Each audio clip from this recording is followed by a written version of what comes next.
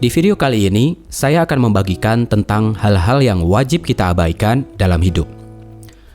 Ada yang mengatakan bahwa ignorance is bliss, atau ketidakpedulian adalah kebahagiaan. Begitu banyak hal terjadi dalam kehidupan kita. Macam-macam informasi, kejadian, peluang, omongan orang, dan lain sebagainya. Masalahnya kita itu terbatas dalam hal apapun, dalam waktu, perhatian, tenaga, kapasitas ingatan, dan lain sebagainya. Dan dengan keterbatasan itu, maka menjadi penting untuk kita memilih hal-hal yang akan menjadi perhatian kita dan membuang hal-hal yang tidak penting untuk tidak kita perhatikan, agar kita bisa lebih fokus pada impian dan tujuan kita. Nah, inilah beberapa hal yang harus kita abaikan dalam kehidupan kita sehari-hari. Yang pertama adalah membaca berita negatif. Lebih dari 1 juta berita atau postingan yang dipublikasikan setiap hari. Dan kenyataannya, 80% dari semua berita itu adalah berita negatif. Bisa jadi hoax, propaganda, atau berita yang sama sekali tidak bermanfaat untuk kita konsumsi. Tapi begitulah media, selalu mengikuti pasar. Karena memang kenyataannya berita-berita seperti itulah yang memberikan traffic yang tinggi. Sebuah riset psikologi mengungkapkan bahwa ternyata berita yang dikonsumsi secara intens oleh seseorang dapat mempengaruhi kesehatan mental seseorang. Bisa jadi positif atau negatif, tergantung berita apa yang kita konsumsi. So, inilah saatnya kita kembali introspeksi, berusaha untuk menjauh dari berita-berita negatif dan fokus pada berita-berita yang positif. Yang kedua adalah propaganda. Kita mungkin sudah muak dengan berita-berita politik atau pemerintahan saat ini. Setiap hari kita disuguhkan oleh berita para pejabat yang korupsi, propaganda politik, teori-teori konspirasi, dan berita-berita negatif yang lainnya. Apalagi sekarang tahun-tahun politik, seakan kita di-drive untuk mencintai atau membenci seseorang tokoh politik tertentu, yang itu kadang sering berpengaruh kepada kehidupan kita sehari-hari. Hubungan kita dengan dunia pertemanan, dengan keluarga, jadi merenggang, hanya karena pandangan atau pilihan politik yang berbeda. Meskipun pasti kita punya kecenderungan politik tertentu, tetapi jangan sampai terlalu fanatik. Pilihan politik adalah pilihan pribadi, dan jangan sampai merusak hubungan kita dengan orang-orang terdekat kita. Yang ketiga adalah toxic people. Kita pasti punya circle pertemanan.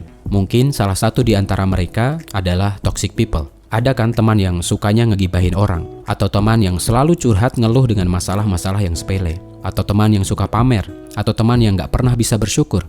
Kalau ada teman kita yang seperti itu, mereka adalah toxic people yang harus kita ambil jarak dengan mereka. Bukan berarti secara terang-terangan kita tidak mau berteman dengan mereka, tetapi jangan terlalu intens berhubungan dengan mereka. Cukup berteman, tidak memusuhi, tetapi juga tidak terlalu dekat dengan mereka. Yang keempat adalah cinta yang tidak serius. Cinta adalah anugerah yang dirasakan oleh semua orang, tapi kadang alih-alih jadi anugerah, justru kadang menjadi bencana. Cinta yang mestinya menumbuhkan semangat, menumbuhkan sikap serius, tetapi malah membuat kita tidak fokus, membuat kita jauh dari keluarga, membuat kita terpuruk dalam kesedihan, membuat kita harus mengorbankan cita-cita. So, kita mesti punya prinsip. Sejak menjalin hubungan cinta, kita harus buat komitmen yang serius kepada diri kita dan juga kepada pasangan kita. Tetapkan hal-hal yang harus jadi prioritas di atas hubungan percintaan kita. Tetapkan apa-apa yang boleh dilakukan dan yang tidak boleh dilakukan. Dan tetapkan rencana kemana hubungan kita itu. Apakah serius atau cuma main-main? Kalau cuma main-main, mending kita skip aja. Yang kelima adalah penilaian orang lain. Kita tidak bisa mengendalikan pikiran orang lain. Sebaik apapun yang sudah kita usahakan, tetap aja akan ada orang yang gak suka sama diri kita.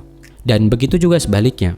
Kadang di sekitar kita juga ada orang yang penjilat, yang selalu membenarkan dan mengagung-agungkan diri kita secara berlebihan.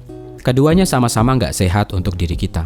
So, kita mesti bisa menempatkan diri di tengah-tengah, di antara orang yang mencaci maki kita dan orang yang selalu memuji kita.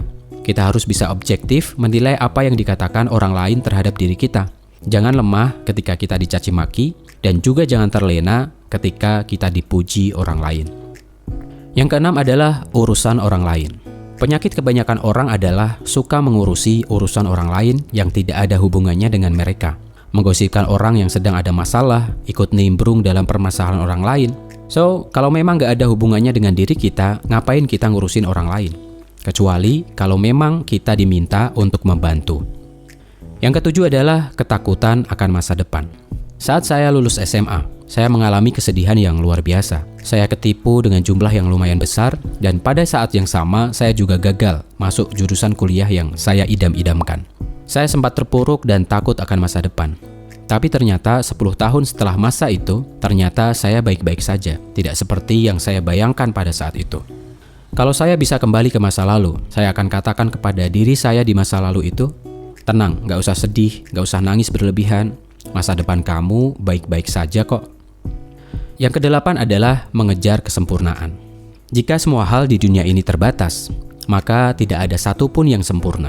So, kita harus bisa menganggap semua hal itu biasa-biasa saja. Jangan kaget kalau kita kecewa dengan sesuatu. Kalau ada sahabat yang kemudian menjauh, ya biasa saja, gak usah diambil pusing. Karena semua orang kan memang bisa berubah. Kalau ada orang yang kita kagumi, yang dikenal alim, tapi ternyata melakukan sesuatu yang tercela, ya biasa saja, karena semua orang kan bisa melakukan kesalahan. Termasuk juga sikap kita pada diri kita sendiri. Jangan selalu berpikir kalau kita akan sempurna. Jangan terlalu sedih kalau kita gagal. Jangan frustasi karena kita tidak bisa mengejar target-target kita, karena memang gak ada yang sempurna. Sempurna itu adalah sesuatu yang mustahil. Yang kesembilan adalah ketakutan pada hal yang tidak kita ketahui.